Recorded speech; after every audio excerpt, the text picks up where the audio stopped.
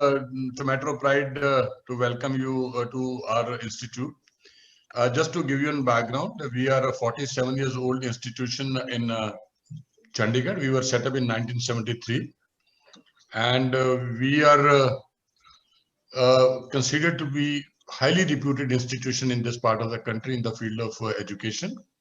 We have got the flagship campus in Chandigarh, Sector 32. We have got about 7,500 students studying here in this campus.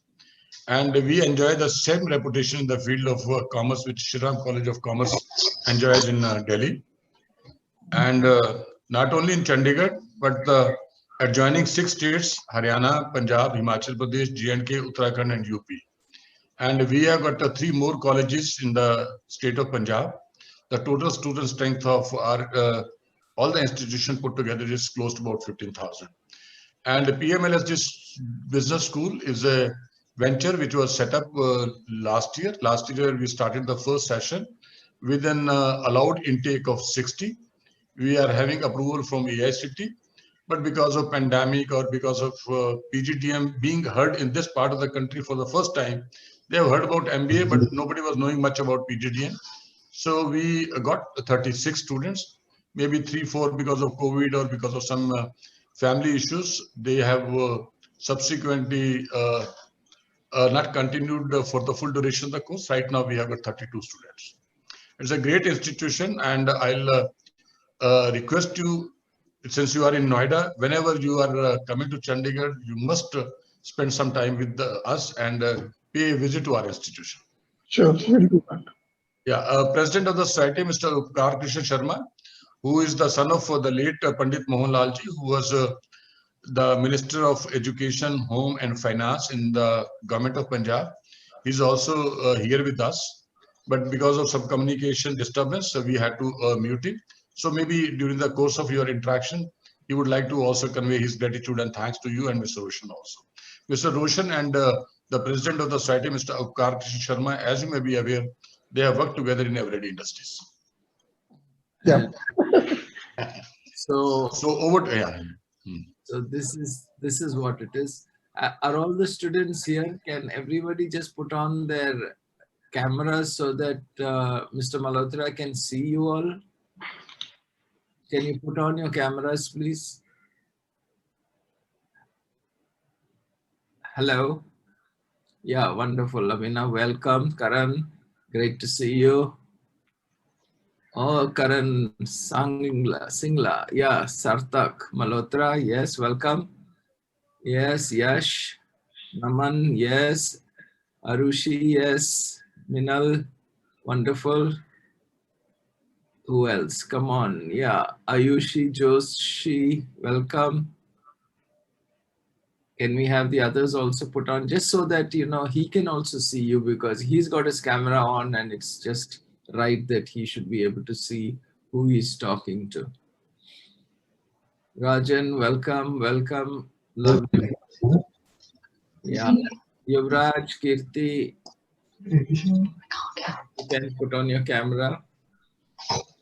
So, Happy New Year, everybody. Happy New Year. Happy New Year, sir. Well, I have been, you know, had the good fortune to speak to you all at least twice before as a guest faculty. And I always thought of you young MBAs, and I'm thinking, what a long way you have to go. And you are getting information now, you're getting knowledge now, you're getting skills now. But finally, all that will have to end up with you being successful in life. And successful in life means being able to give back to society. In my own life, I have been grateful to a number of people with whom once I met them, I always felt, gosh, what a gift to meet them. So I was thinking about you, and I was thinking how I could make you meet some of the people that I have been impressed with. And the first person I thought about was Mr. Raj Malhotra, mainly because he's a very shy and low profile person, but he runs one of the most amazing organizations that he has got a sales team of all engineers. You cannot get hired in uh, SMC unless you're an engineer. And the discipline with which the company runs, the activities that they get involved with, I have been so impressed with him. So I requested Mr. Malhotra to please share some time with you, and we'll give you a little time for you to even ask him questions. But to start it off, I will ask questions. So let me introduce Mr. Malhotra to you. He is a BE mechanical engineer from BITS. I think it's Pilani, na, sir? Ranchi. Ranchi, BITS Ranchi. And management qualification, he has done an engineering management, which is an MBA for engineers from the University of Technology in Sydney. He's working today as the managing director of SMC Corporation India Private Limited. Started the subsidiary in India from scratch. He was the moving force to start it in 1995 and has established as a well-respected brand in a market share of 32% and is likely to be a market leader in 2021 in spite of other multinationals in the same field. The Indian subsidiary of this Japanese company called SMC has 17 branches, 75 dealers, over 900 employees, and a sales turnover of over 600 crores. It has a state-of-art manufacturing facility at Noida and Ahmedabad and in Chennai, catering to domestic and exports of engineering products. He has worked with SMC Corporation previously, the same Japanese company, in Australia in engineering and general management. And prior to migrating to Australia, was working with Escorts in Design Engineers India Limited at the paper project site. So this is Mr. Raj Malhotra. And always it's very hard to get him to speak because he's a man of very few words. So this 1 hour meeting might end up in 20 minutes because Mr. Malhotra will say everything and that's it. So what I'm going to do is to get it started, I'm going to ask him questions on your behalf, and you can note down the questions that you would like to ask him, and we'll give you time for it. So welcome, Mr. Malhotra. Thank you very much for the introduction. And happy to have you here. So my first question to you, because friends, I want you to understand what makes a man successful, because at the end, after having a career, you have your own formula. It's like, you know, when your mother makes a very good dish in the kitchen, she has perfected it over the years and nobody makes it like mom makes it. Similarly, each of you will have a style of management which will be Arushi's, Rajan's, Sarthak's, and it will be different from Abhinav and, you know, Haman and Karan's. So try and choose what you can find out of this conversation. Sir, Mr. Malhotra, you have faced many challenges in your career. What are the processes that you have followed to deal with challenges? If you can share that, because everybody is going to have challenges in their life. So how do we address challenges? Mr. Malhotra, could you just tell us? Yeah. First thing is, just imagine life without challenges. It is going to be absolutely boring and useless. So when I get a challenge, first thing I welcome it, because this is an opportunity If it is a company challenge, it's an opportunity to improve. It's an opportunity to, can you hear me? Yes, we can. We can. They are muted, but they can hear you. If you can hear, when you ask a question, just wave your hand in answer, okay? So he'll get a feedback. So can you hear him? Wave your hands. Wave your hands. Come on. Okay, good. So when a challenge comes, we don't look at it as a negative thing. It's a positive thing. It's an opportunity. It is going to make things more meaningful. And the moment we observe, I'll give you an example to explain, but the process that we follow is we concentrate on the challenge, define it first, and then concentrate on it with all your energy, with all your focus, all your emotions, put it into it, and then do a breakup of a bigger issue into a smaller steps or smaller problems or smaller challenges, and then dive deeper into it to each of these smaller defined problems. And once you have done that, involve your team, involve your people, get their views, and then once you have found a solution, we don't go for a big bang changes. Those small steps or small problems that are part of the bigger challenge are solved, the solutions are found, and then implemented ruthlessly at a very fast pace. So that's the process that we follow.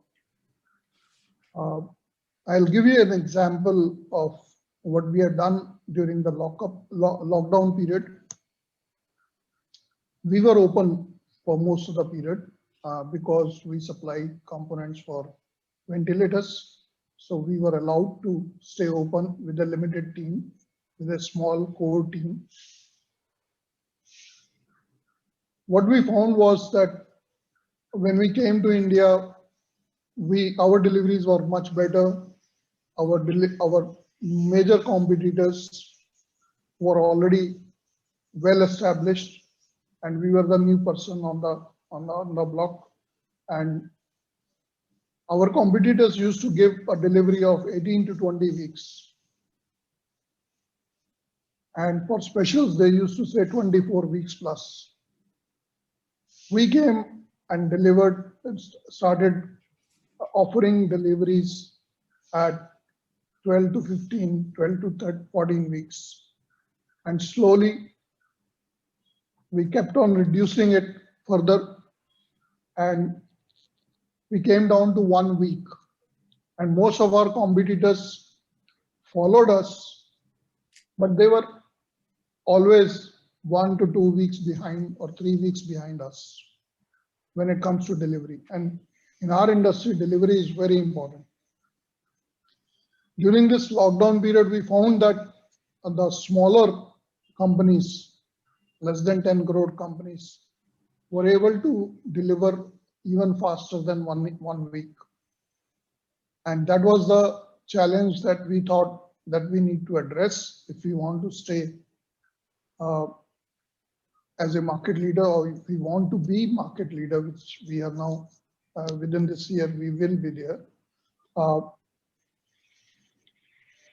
We looked at the whole challenge, that how can we reduce the delivery from 1 week, and the ambitious target was, let's make it zero day delivery. That means if you have placed an order today, we should be able to deliver same day. So we broke up this problem, larger challenge that our competitors were throwing at us, into smaller problems. So first split was, is it a production related issue or is it a sales, or are both the parts are contributing to the delay or contributing to the time that it takes us for delivery. And then in production, we found further split it into whether it is store pickup, which is delayed, whether it is machine shop, which is delaying, whether it is assembly, whether it is packing, whether it is invoicing. So we found into these, we dive deep into these areas of operation with the team, and we found that there were some issues in pickup in the store. We found some issues in the machine shop. We had to buy a machine, smaller machine. We found there was a material movement issue in assembly. And we also found that the major problem in that chain is coming at the invoicing. At invoicing, we found that the government, because of changes in laws and changes in rules of GST, from moving from excise to GST, there were a lot of work that needs to be done before the invoice is issued. We had to go to the government site and put in all the data. And we found that the whole thing gets stuck at the time of invoicing.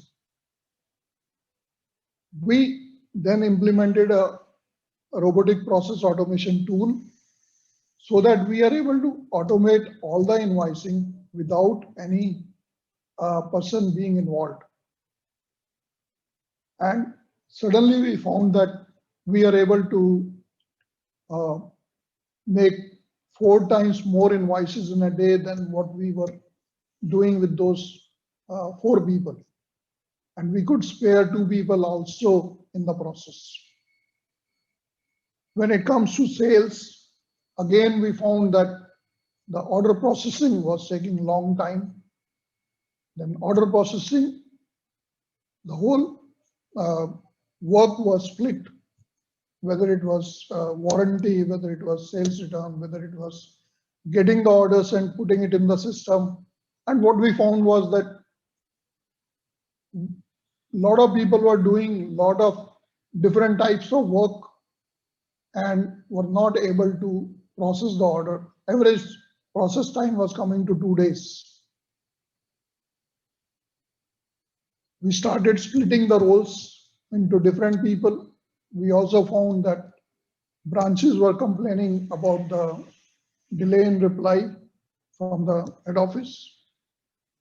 So we moved few people from our order processing team to shop so that they are able to get the responses quickly and are able to convey to the customer as well as the engineers. For order processing, again, we took the help of robotic process automation tools from UiPath, and we are now able to process the order after implementing the tool, speaking to the clients, getting their inputs. We are now able to process an order. What we used to take 2 days, now we take less than 2 minutes.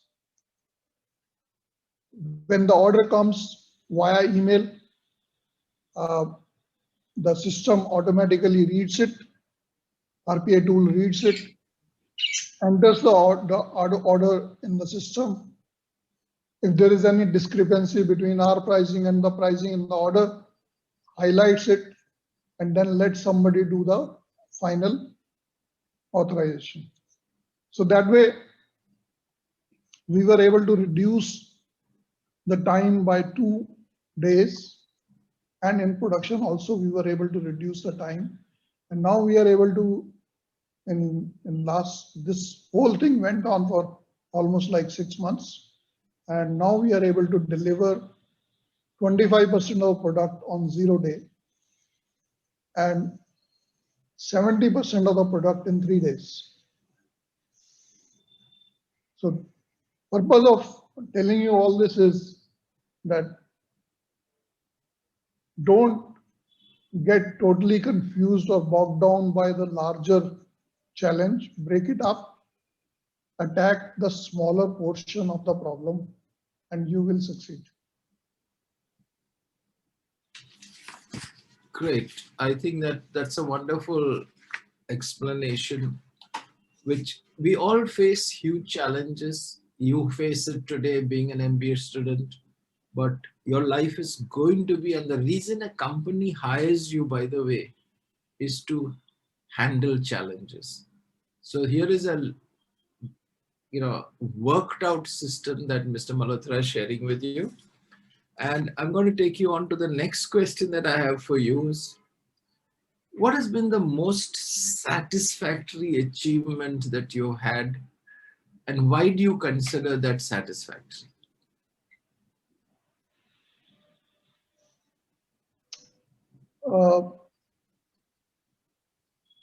I was 35 years old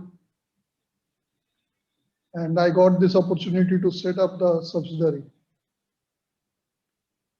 And it was 1995. And I came to India for 15 days in August 94 to do the survey and to meet the government people to find out what can be done for the subsidiary. So we ended up applying for, at that time, the government of India was never allowing anybody to hold more than 50% equity. And then they went to make it from 50 to 51. And then that's it. During those 15 days, I could meet a lot of people in the government. And at the end of 15 days, there was a meeting in Prime Minister's office. And we were the first company to get 100% foreign ownership in the country. That was the beginning. And then after that, in January of 95, I came to India and started the subsidiary. I was 35 years old and didn't know what to do, honestly. I was the first employee, and slowly we built this company up. And now we are 900 plus company. And that is very satisfying that we are now going to be market leader, and we were able to come closer to being market leader in spite of all the competitors from UK, from Germany, from Italy, from France, from US. They were all well established before we came. So that journey, that whole process has been very satisfying and good experience. Cannot hear. Every time when we put successful people up front, we only hear about their successes. But I'm certain this journey had a lot of pitfalls and failures that, must have shaken you. You were 35 and you were faced with setting up a whole company for a Japanese principal. And we must have been such a lot of situations where sometimes you must have felt, what have I bitten into? So my question to you is, when you face a lack of success, I don't call it failure, what is your attitude and how do you get up from that? Failures or disappointments or not being able to succeed in a particular area or at a particular moment, it helps you to learn a lot of things. It's again an opportunity to learn. It's an opportunity to analyze yourself, analyze the situation, and there's a lot of learning. I've learned every time I failed, every time I was not able to achieve what I want to achieve. I was able to learn during that period. That the learning was maximum when you fail. When you succeed, you are on the top of the world. But when you fail, that is the time when it allows you to get deeper into it. The And day you faced a big disappointment of not meeting what you had planned to do, we may call it failure. Do you have trouble sleeping at night? when I was younger, yes. Mm-hmm. But once I started analyzing the problem, learning from it, and knowing what exactly do I have to do next time, or if I can fix that issue now, what do I need to do? Once I've done the analysis part, once I've planned, once I've learned, then there is no issue. Then I can happily sleep for 9 hours. Okay. Because that first day is the most critical. Very often people panic on that first day of disappointment or failure. And that is what I want this class here to understand, that if you do not have a way of tackling disappointment or failure, you're going to be very much, in a disadvantage to grow in your career. Because nobody who makes it to something like Mr. Malhotra's position just had successes right through. And the funny part is, when there's a big failure, there are 700 people, 900 people looking to him to see how he's handling that failure. And that is what is nerve-wracking. So let me just go deeper into some of your styles of management, because that will give you guys and girls an indication of what you have to do. For instance, let's give you a situation. You got 900 people and an employee is found guilty of taking a bribe to release orders. I mean, you run a very transparent company, I know it, but how can you? So he's very efficient, and he has even lowered, costs by his efforts. And yet you have discovered that there is something that is wrong. He has been insisting that for every release of a payment, a percentage should come to him. How would you deal, or how have you dealt? If you may never have had the situation, but I have had the situation happen to me. How would you deal with this? But remember, he's a valuable employee. He has helped profits increase in your company. The way I would deal with him with the situation is that we will do our own investigation within the company, find out what kind of purchase order has he been releasing, what kind of price that we can get from the market, competitive prices. Try to find out and analyze what kind of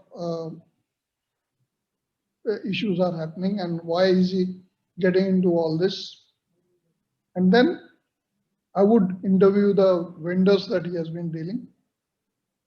And once I've interviewed vendors, the next step will be to interview the person to find out exactly eyeball to eyeball what went wrong and why did he do that.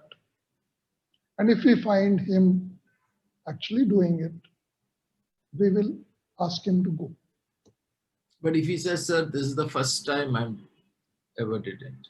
There are a few principles that I will never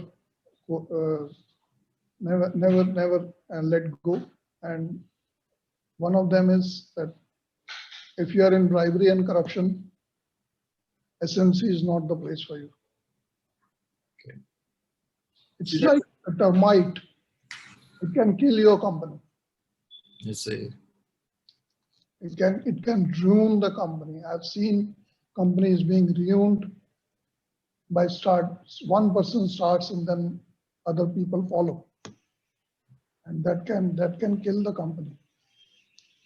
It's too dangerous to allow that happening and too dangerous to leave the person still working with you. He might have done wonderful job. It's okay. But this is something which we cannot tolerate. At least I can't.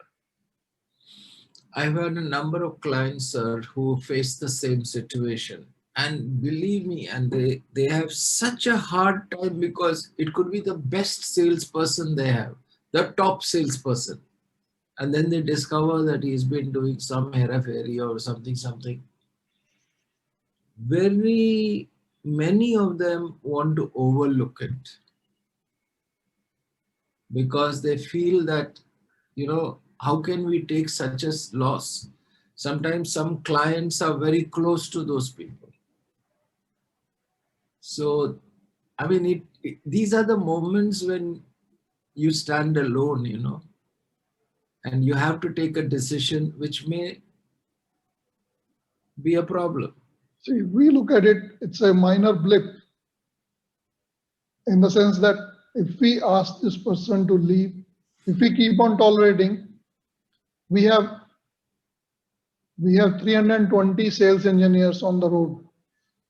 If we keep tolerating this kind of indiscipline, and we have had instances where people have started, establishing their own business parallel to the company. Acha. We have had instances where people have been working with the company at the same time running a business. Hmm. The moment we come to know, once our investigation is complete, we are convinced, we have spoken to the person, we ask him to leave regardless of the implication in short term. But in long term, it will certainly help the company to be able to run the business smoothly. If you just let this guy keep doing what he is doing because he has good relationship with the client, it is encouraging other 319 to follow. Excellent. So better to face the problem with one person rather than facing the problem with 200 later on. One of my clients, sir, his head of research, who was responsible for all the chemicals and things. In fact, the management allowed him to run a second company, supplying the company. So I was really confused. What you consider being wrong, they allowed him, saying that we cannot expand, but why don't you set up and you supply us? And I was surprised that this happened like this. And guess what happened? A day came when this gentleman told them that if you promote your family into positions and not give me that position of MD, I will break away and I will supply to all your clients. So you are basically delaying the disaster. I mean, avoiding sometimes, because when you take a decision, and friends, I want you all to please note these things, because in your career, you will have situations where you have to stand up and do what's the right thing. And the India of tomorrow will have very little tolerance for things like this. So don't believe that because there is corruption everywhere, so what? Chalta hai, it doesn't chalta hai. Because at the end of the day, you're making your own brand. Just like just now, I think Raj is a brand of his own. I have seen many clients, I have not seen somebody the way he is. You need to be a brand of your own. And that is why these things are important while you are still in college, to think of these things and worry that, will I have the guts to take a decision that is hard? And as he says rightly, if you don't take the decision, you're still in a mess. You're only delaying the problem that will come in a much bigger way. So let's go on, sir, now to the area that I'm looking at your career. If you could live your career again, would you do the same job that you're doing, or would you choose to be, let's say, Air Force pilot or something?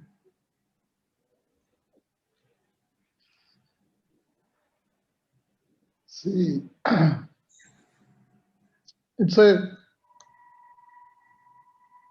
there's a difference between a perception and reality. So when I got this opportunity, my perception was managing directors go and play golf.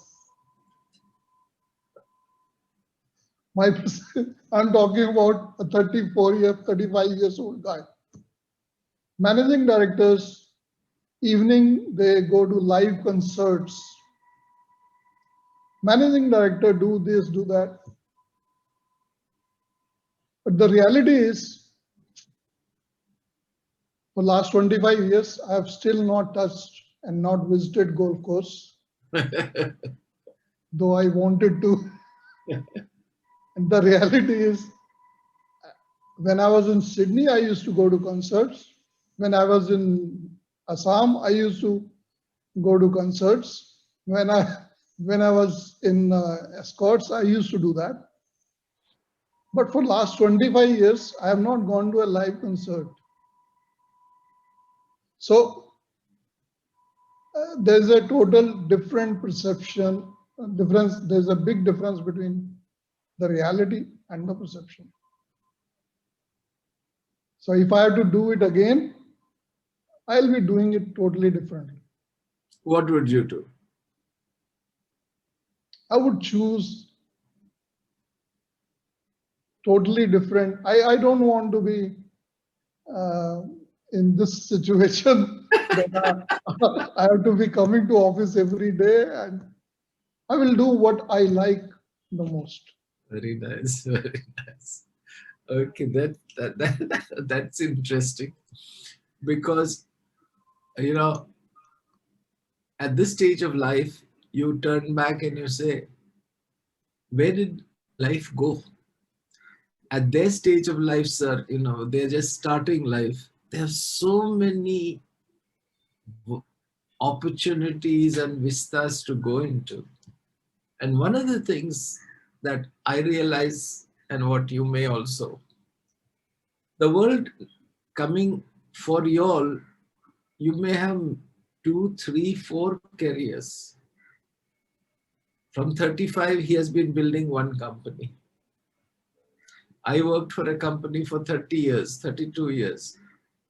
But all of you may have careers that span 5 to 10 years, and you may even change what you want to do. And that's the advantage.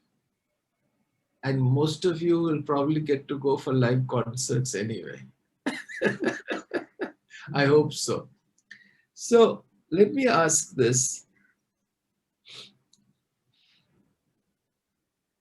You have this bunch of young MBAs in front of you.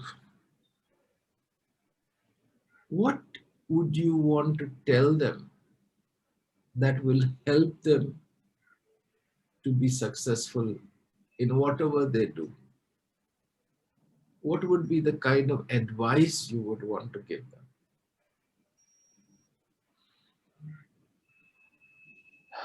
The biggest thing that they need to do is discover what do they love to do.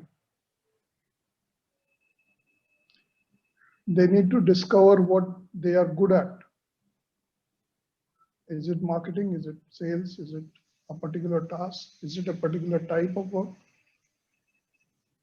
Once they have done that, then they should choose the organization which will provide them the opportunity to be able to pursue that passion, pursue that work that they want to do or the things that they like to do. And they will definitely succeed if they are able to. Yeah.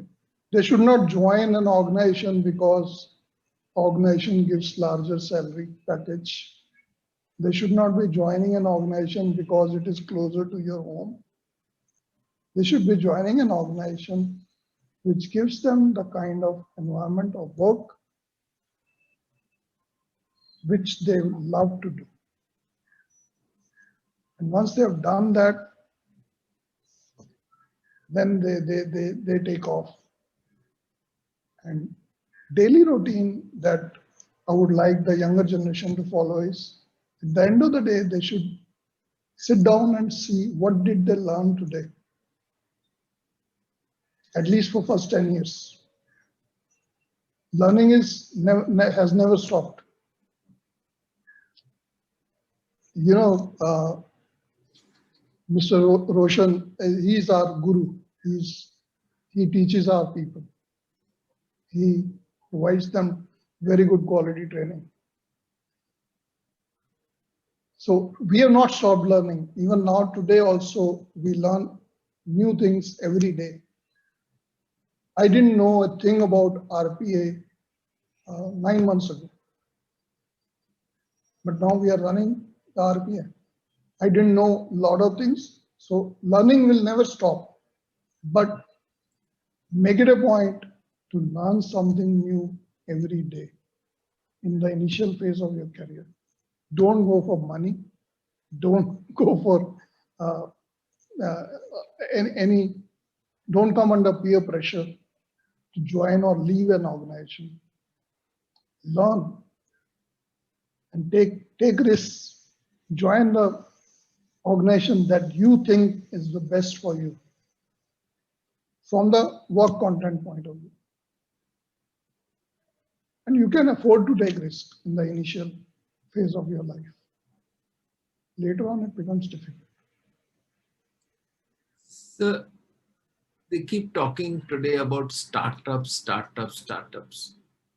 With an MBA, do you think it would be wise for me to join a startup or an established company?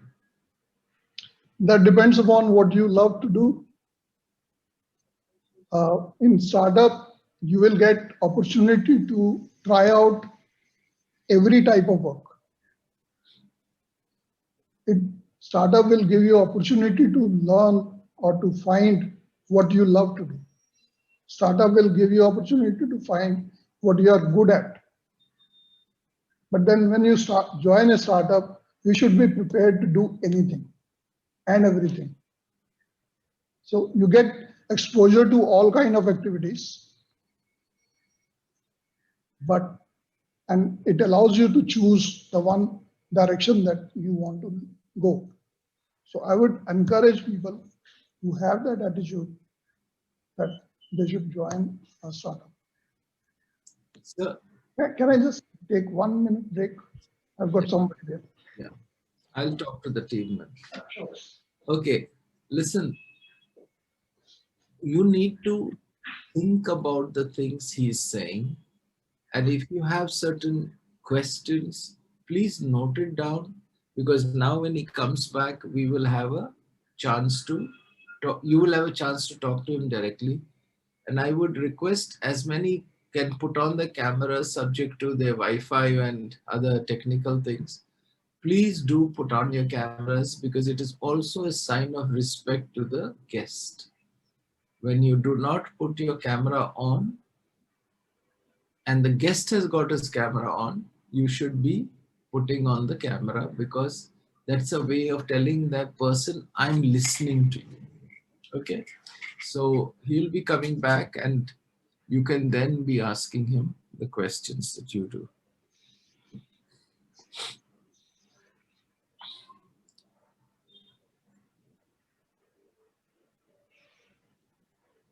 So how many of you have your cameras on? Anmol, you got your camera going? Yuvraj, Yash, Kirti, Appala Varma. Please do put it on. It doesn't matter if you are in your jockeys.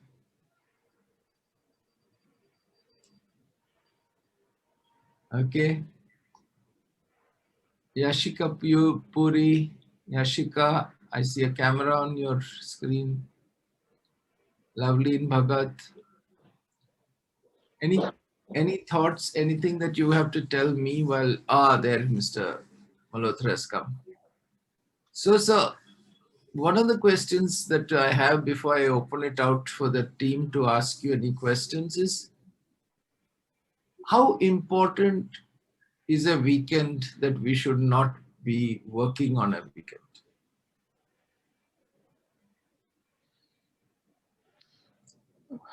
It is quite important that you have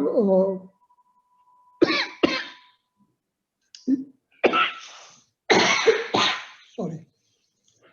It's very important that you have a work-life balance, and you are able to give time to your family, you are able to give time to your friends.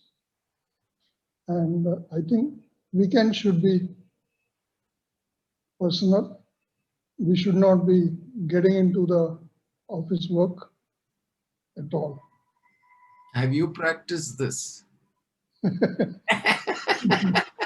No. See? Initially, I never did. Yeah. It's only last 5, 6 years, 10 years that I've been doing that. But when I was younger, then weekends, nights, everything was for company. Okay, wonderful. So, thank you, sir. And I'm going to open it up to any one of you to ask any question that you would like to ask of Mr. Raj Malhotra.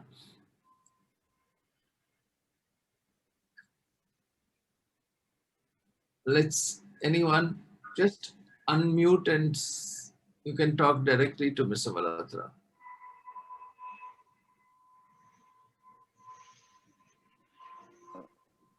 Hi, good afternoon, sir. Naman, welcome. You can speak directly to Mr. Malhotra. Hello. Yeah, please. Yes.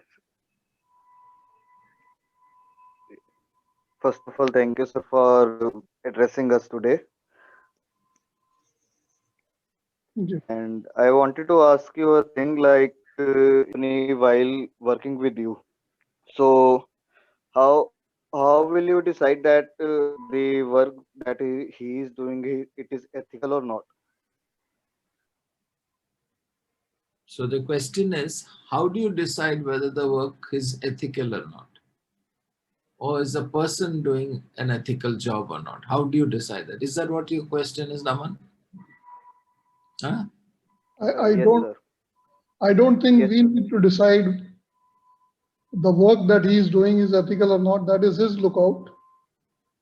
The issue here is that if he is employed by the company, he is supposed to be working with us.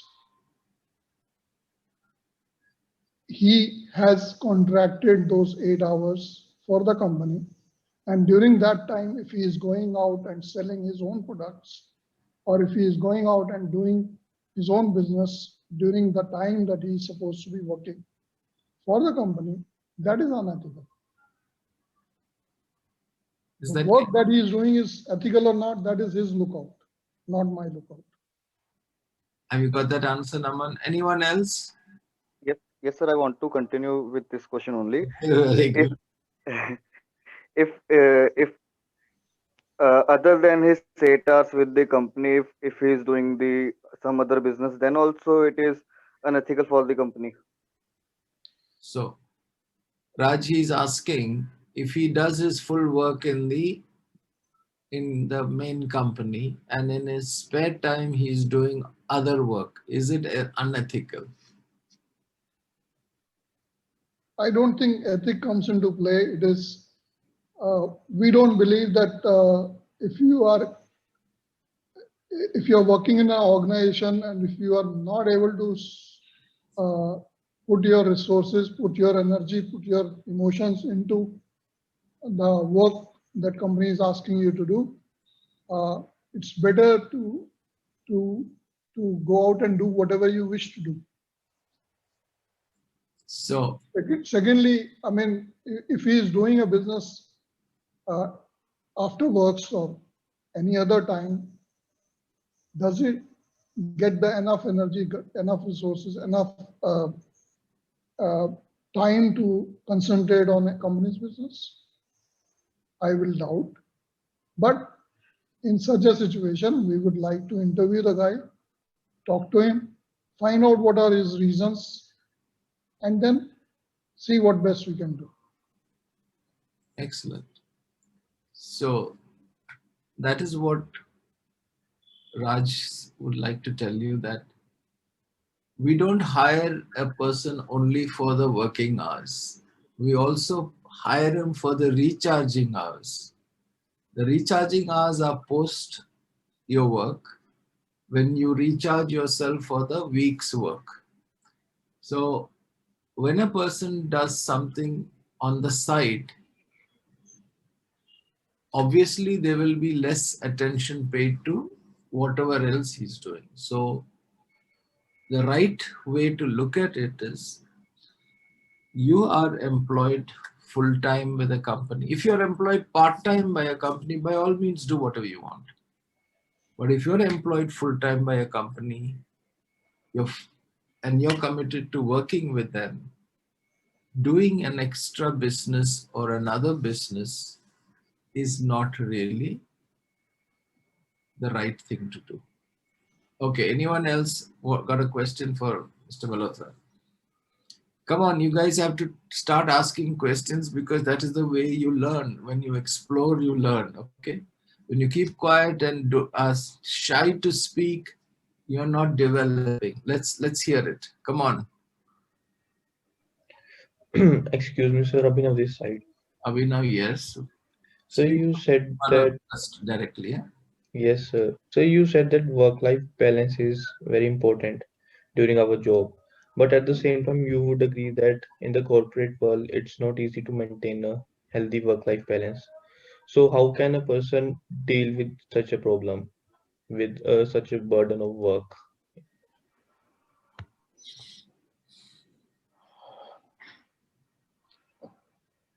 I think 8 hours are enough for somebody to do his job, to work.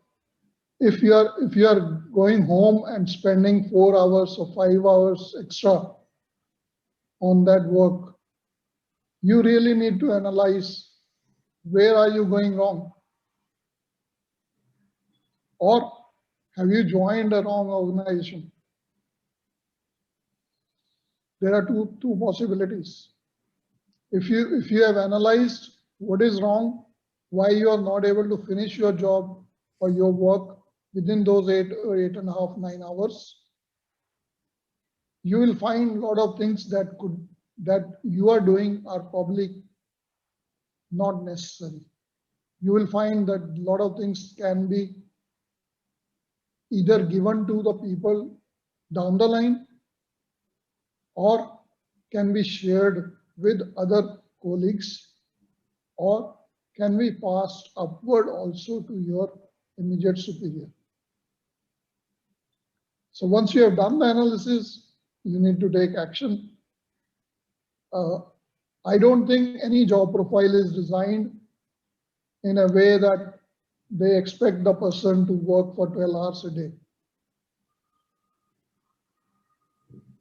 So you need to look at whether you are inefficient, or whether you are overloaded, or whether you are not empowering your own team to make decisions or do things that they are required to do. Once you have done the analysis, you will find a solution. Does that answer your question, Abhinav? Yes, sir, it does. Even when I was spending a lot of time at home, my analysis said that I'm not allowing people to make decisions. I'm not passing on letting them do their own things. I'm getting involved in everything that happens in the company. This was early phase of the company. But slowly, when I started giving people, empowering people, the results were much better than what I was doing. So you need to probably do the analysis and then take action. Anyone else has a question for Mr. Malhotra? Good afternoon, sir. Good afternoon. Sir, Speaking. what is the one thing that keeps on motivating you to work so passionately now also? And sir, moreover, how are you motivating your employees to work so hard that they are achieving so unimaginable targets like single day deliveries you told us?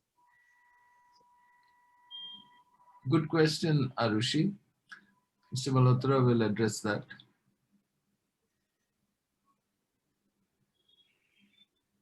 To get anybody to do anything for you, you need to be able to sell the idea. And we get the training from Roshan. When we have this kind of challenge, my first job is to sell, first demonstrate what the challenge is, and to sell the idea what we want to do. Once you are able to sell the idea by analyzing, telling them what are the advantages and disadvantages, what condition are we in, who does not want to be a market leader? In the case that you are referring to, we are very passionate to be market leader in India. We are global market leaders. Now, whole team is charged up for that. So once you are telling them, this is what our competitors are able to do, we need to do better than that. And if we don't do that, this is the way we are going to go. So if we want to improve our sales, if we want to improve our market share, if we want to achieve the success, it is necessary that we work with full concentration, with full focus, with full heart in it, to be able to come out with solution. Now, all these solutions I have not found. It is the team, it is the people who work. Sales people did their own thing, marketing people did their own thing, the production people did their own thing, the IT people did their own thing, and everybody sat together, did the brainstorming, go through the motions. I was just a facilitator. I was not the doer. I was not driving the whole. I sold the idea and sat back and saw the people charge up. So, Arushi, a very nice question that you asked. Very often we feel we can motivate somebody. But what we teach is you can create the conditions for a person to be motivated. But it's like the old saying, now you can take a horse to water, but you cannot make the horse drink water. Similarly, motivation is self-motivation. And you can demotivate anybody. That's very easy. But to motivate somebody, a person like Mr. Malhotra is responsible for creating the conditions. So what did he say? I talk about it. I say what must be done. I'm setting the conditions for a person to be motivated and charged to say, I have to do better than my competition. That's how the person motivates themselves. So it's a great question that you asked, Arushi. It really opens up areas for you to think. Is there anyone else? Because we can just take one more question before we conclude. The motivation part also, when you go through a challenge that we have been talking about, different challenges that we have faced. In 2008, the market went down. The sales, we dropped by 55%, right? all our competitors were sacking people left, right, center. People were demotivated, people were worried, people were tensed. All we did was call everybody up for a meeting, town hall type meeting, and told this company will never sack anybody in the bad times. If somebody leaves, we will not replace him. But during this bad time, we will not ask anyone to go. Some of our competitors were cutting salaries. We said no deduction in salary till the time we are able to carry on. And if there is a deduction, it starts from top. Same thing we did in COVID. We did not ask anyone to go. I recall I had asked you the same question, and you said no. And so many of my clients had let off people, reduced up to 75% drop in salary. Yeah? And I felt so bad. Salary. We have not reduced salary. We have not asked anybody to go. But what I described to you, the improvements that we were able to carry during this period, we have never done that kind of improvement in probably 10 years. In these 7 to 8 months, everybody put their energy into improving their own work area. And this will take us to big numbers, it will take us places. Sir, thank you so much, and appreciate it's 12:30 now, and I would hand over to the director, Dr. Dhingra, to just say a few closing remarks, or Dr. Sushil, if you all have anything to say, because we really thank you for the time that you spent giving back to society. Thank you very much, Mr. Malhotra.